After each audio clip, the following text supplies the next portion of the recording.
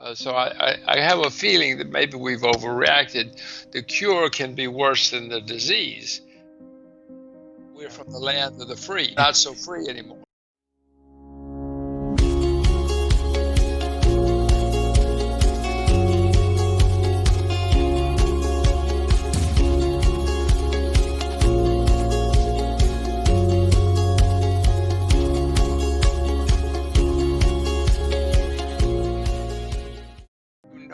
You know that the government, all governments, not just ours, wants more power, wants more control. They do every chance they get.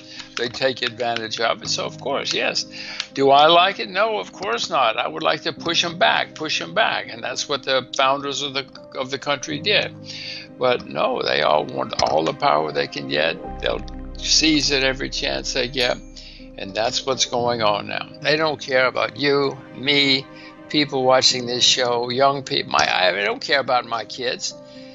After the election, the amounts of money which have been printed and spent and borrowed is staggering. So America, since we're Americans, America's going to have a huge burden for a long, long time. Not just America. I mean, the Japanese are maybe worse. You know, the head of the Bank of Japan goes to work every morning, turns on the printing press, and prints as fast as he can, spins it as fast as he can.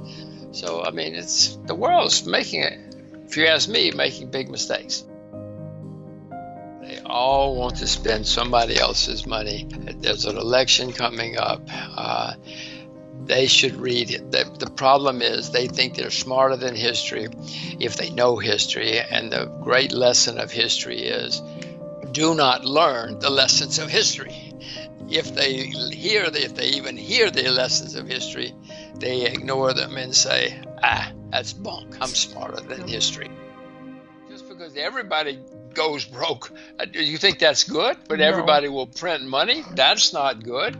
You know, we're going to have, what's it called, modern monetary theory, and more money today, MMT, more money today, whatever it is. You know, suppose everybody does it, yes, but is that good for the long run? Absolutely not. I mean, people have looked for free lunches since the beginning of time.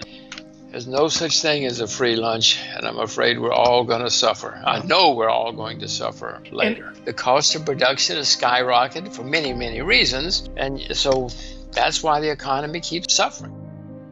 You know, in 1965, General Motors was the single richest, most powerful company in the world. 50 years later, it was bankrupt. And you know what?